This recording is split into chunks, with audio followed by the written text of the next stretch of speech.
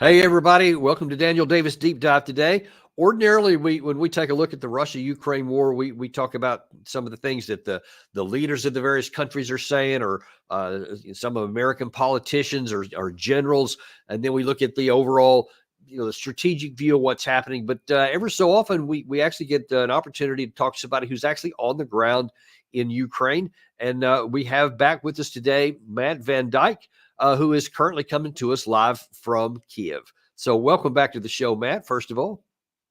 Thank you. Nice to talk to you always. No, listen, I mean, we got some challenging situation here because, obviously you're for the Ukraine side. You've devoted a lot of time and energy and money to this process here. But I mean, we have to be honest, and, obviously things are not going as well as many would like. Certainly on the Ukraine side, things are moving in a direction that is not positive. So we're just kind of wondering if you can kind of fill us in today on some of the things that are going on the ground, some of the challenges that you have, and if there's any, even points of positive side for the Ukraine side that maybe we don't know about that you could tell us about. Well, morale is definitely taking a hit. People are concerned and scared. The truth is we don't have enough manpower right now. Recruitment efforts should have begun a lot earlier than they did. The delay in weapons coming, the delay approval in Congress certainly did not help. Russia's taken this as an opportunity to expand with a limited offensive in the north near Kharkiv, mostly designed to fix Ukrainian forces there so they could try to make gains in eastern Ukraine. It has people concerned. There's people who have told me don't even renew my lease for rent in Kyiv to see how this turns out. I think that's a little overblown, but I've heard comments from people that are more pessimistic and more concerned than anything I've heard so far. So let's take a look at a couple of things that Zelenskyy has said, because that's going to have some actually some direct ramifications on that morale issue here. Because on the one hand, it may seem like some of the things he's been saying recently could be an optimism, but depending on the perspective, it could actually have the opposite impact. First of all, he's talking about this peace summit coming up here in a week or so in June in Switzerland. And here's what he's saying, that this is going to be something that's going to force Russia into a bad position. Here's what he said. No one in the world is interested in this war, except the aggressor, and everyone is actually aware of this. The peace summit is a format that will not allow Putin to lie anymore. And without his lies, he is absolutely nothing. Now, when people hear that, without his lies, he is nothing. Not a lot of people think that, everything that comes out of anybody's mouth is certainly true. But it's not just words that have to impact. I mean, obviously, Russia's got air power, air defense, and lots of troops and industrial capacity. So when people hear Zelenskyy say, without his lies, he's nothing, but yet he actually is something with those other things, how do people view that? I mean, that's just standard rhetoric that any politician's going to say. But what's important about this, it's called a peace conference, but in reality, Putin's not coming. It's really a chance for Ukraine to pitch a strategy to win to NATO members. It's really a peace through victory conference. But, the West has to decide if they want Ukraine to win this or not. And that's a decision that should be made soon, because there is a finite number of resources. Don't know when the economy could take a turn. That'll also put pressure on countries. I mean, this can't go on forever. And the West needs to step up and make a decision of what they want Europe to look like and the international community to look like. And it hasn't been very much publicized yet, at least not in the Western media here. When Zelenskyy says a peace summit, and you're saying summit that is actually a strategy for win, what does that look like from his perspective? Because, I mean, you look at the conditions, and manpower is a big one. The industrial capacity is another big one. How does Zelenskyy propose to talk to these people to actually change those dynamics so that they work in his favor? How does he see that? Well, undoubtedly, the conversation from the Ukrainian perspective is going to be asking for more material support. I think the conversation needs to go two ways, however, where the West needs to talk about having a more hands-on strategy with the war in Ukraine. There needs to be more advising. There has to be the Ukrainian commanders maybe following a little more of Western guidance on some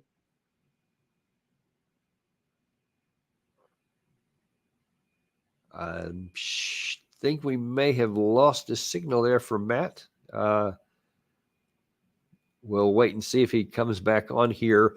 We'll see if we can get him reconnected. One of the other things we wanted to look at was Zelenskyy actually had a plea to some of the folks who were not coming. I don't know if you've seen, but this peace summit was in 160 people, 160 nations were actually invited, but two big ones haven't been on the invite list yet. And here was Zelenskyy. I think it was this morning or maybe it was yesterday afternoon, making a plea to two of them. Watch this. I'm appealing to the leaders of the world who are still aside of the global efforts of the Global Peace Summit.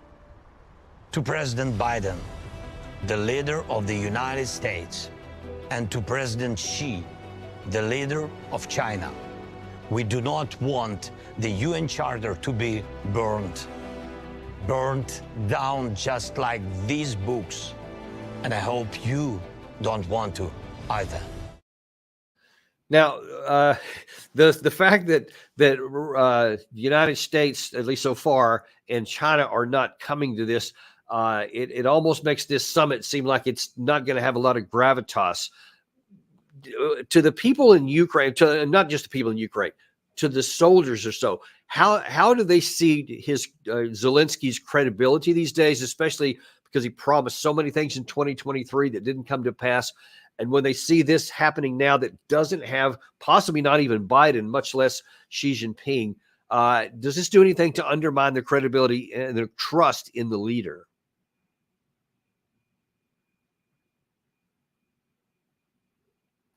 I think you might be on mute. I don't hear you at the moment.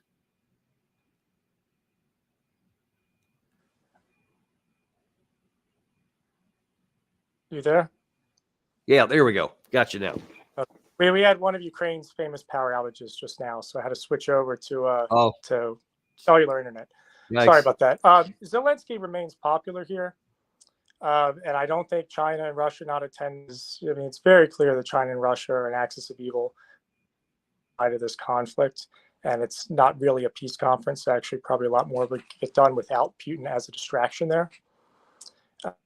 But, the West really needs to decide, are they in this for Ukraine to win, or are they to have a negotiated settlement at the end that in real for Russia? That's a decision that needs to be made at the summit. But is there a path by which Zelenskyy would take a negotiated settlement of any type? Because at least up to this point, he's always said 1991 borders. We want everything out, or we won't even talk. There's at least at the moment still a law that prohibits him from talking to Putin. So how would they get to a negotiated settlement? And is one even possible? I don't think one is possible, and I don't think Zelensky's looking for anything short of 1991 borders at this point. Part of Russia's claim justification for this conflict was the encroachment of NATO. And the only way you could have a negotiated settlement is a peace settlement in exchange for security guarantees from NATO. So really, it's an impossible situation that Putin would ever even accept a peace negotiation. Or Zelenskyy would either. Politically, he can't. Morally, he wants to. And there's still plenty of victory for Ukraine. It's just going to take a much hands-on approach from NATO at this point.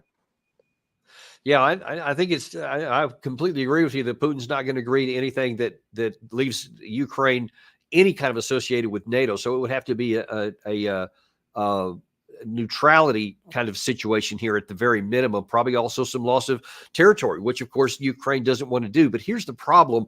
And how is this viewed?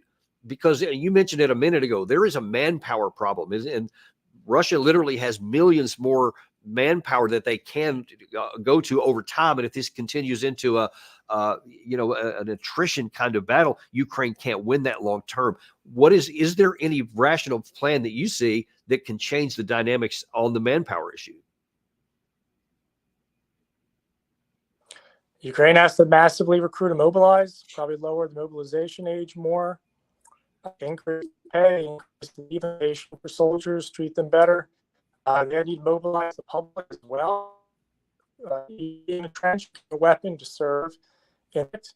They need to mobilize industry. There's volunteers I've met who are tradesmen who have skills, who I go to for work that my organization's doing on innovations for the war, who are desperate to have a government run to be able.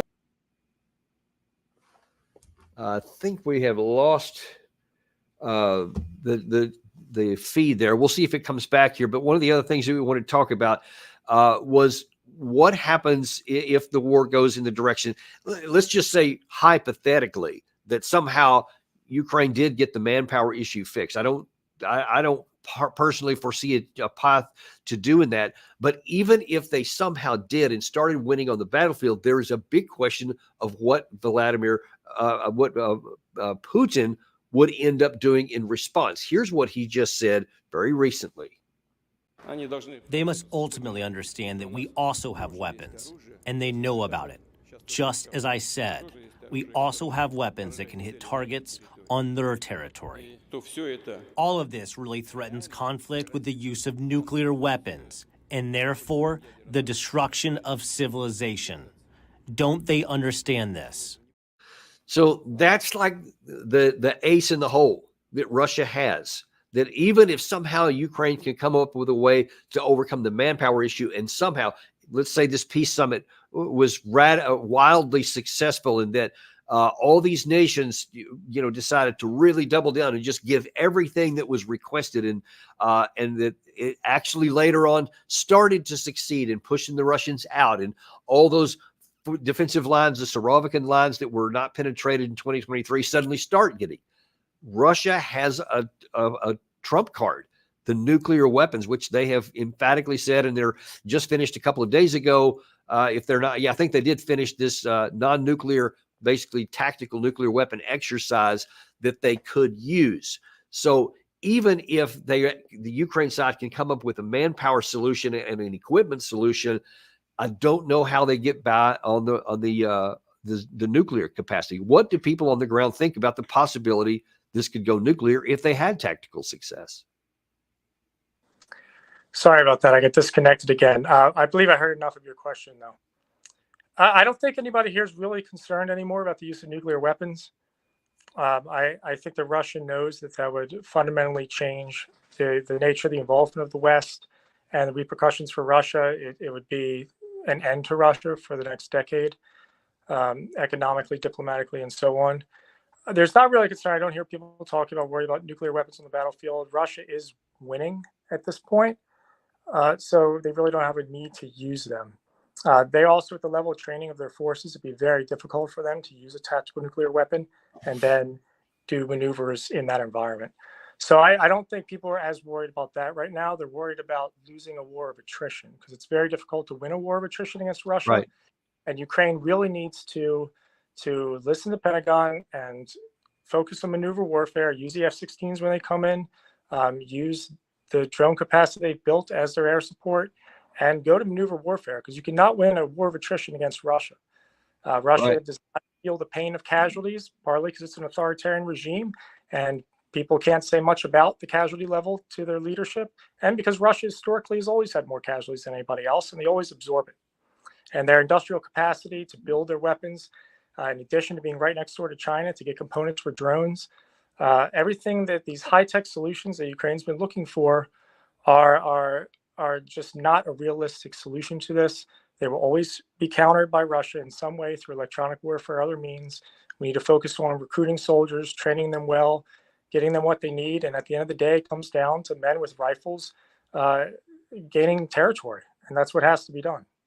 And now on that point, I know you've said some things in the past that you have found some frustrations with how the Ukrainian command especially use some of their personnel in the Bakhmut meat grinder, or in the Avdiivka area, where in both of those cases, it looks like they waited too long to withdraw to more defensible positions, etc. So how does Ukraine undo some of the losses that they had there and avoid those in the future?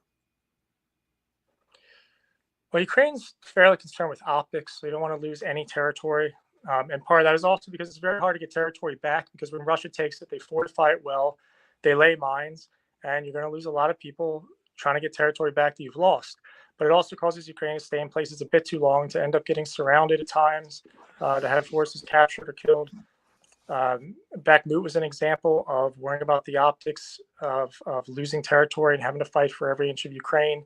That time was a critical time back in winter of 2022 and early 2023, when that's when the counteroffensive should have been launched. They had the momentum from successful counteroffensive in the fall. They did still have enough equipment to launch a counteroffensive in winter. And instead, Russia was given the opportunity to dig in and trench and become impenetrable to the counteroffensive that was tried later in that summer. Yeah. So one of the last things I want to ask you here before I let you go is about the drones, because a lot of people, especially early in the war, said Ukraine has this huge advantage in drones, and the West was giving them all kinds of stuff. But now that we see, like this headline showing here, that Russian jamming has really be eaten into both, not just the drones, but also into like our HIMARS, the ATACMS, our glide bombs that we provided. It's really making the effectiveness less of that, which doesn't seem to be matched in the electronic warfare on the Ukraine side. So the Russians seem to be having more advantages there. I wonder if you could talk a little bit about that. Yeah, this is really the area that I think is the biggest concern. I mean, these problems with cases with Bakhmut, with I talk about these in real time. I don't wait until afterwards to mention these things. And I'm saying now, this focus on drones technology is a very dangerous gamble. We've seen that Russia has managed to jam Starlinks now. They've jammed even sophisticated weapon systems that America's given that rely on GPS targeting. Eventually, the only drones that are going to work here are ones that have optical target recognition, where the drone doesn't need an operator or GPS, where it just goes by what it sees and automatically finds targets with a limited use AI. Those are expensive, a bit risky to use. And at the end of the day, that's still not a solution, because virtually everything will be countered. At the end of the day, it is going to need a lot more mobilization, larger forces, conventional training, conventional weapons, and back to some of these low-tech, just artillery barrages and things that need to be supplied by the West to counter the way that Russia fights. But really, you need maneuver warfare, you need training ethics, and you need commanders that are using intelligent strategies here to outmaneuver the Russians, because you're not going to win a war of attrition, and every technology is going to be countered. And you don't want to put all of your resources and hopes into hoping that a magical drone technology is going to come along, that you can sit there and play a video game and kill Russians and somehow win. That's not a strategy for victory. And the moment that all gets jammed and the skies get closed, then you're back to artillery and men, and that's where Russia has an advantage. So you really need to start planning now for when that day comes, and that day could come very soon. And every time I read an interview with somebody in the Ukrainian Armed Forces or comments in the media where technology is the magical solution to this, it causes great concern, because at the end of the day, we're going to find that that's not the answer to this. Right. Yeah. And we've definitely seen that play out here. And of course, I have grave concerns that Ukraine can ever overcome some of these things, because I'm not sure the West is going to be able to provide all the things they need, or that the Ukraine side can provide enough manpower. It's hard for me to see how this is going to have a good end. But listen, we appreciate you coming on today and giving us your view from the ground there in Ukraine. And we wish you well. Thank you. Always nice to talk to you. Thanks for having me. All right. Thanks a lot. And we appreciate you joining us today, too. You don't want to miss later on this afternoon at 1 o'clock. We're going to have Alex Mercurius, who's going to be talking Russia's endgame and what it looks like from the other side of this calculation, and how things look like from Moscow. And he's got some great insights, as he always does. Really looking forward to have Alex today. Please join us at 1 o'clock today. We will see you on the next episode of Daniel Davis Deep Dive.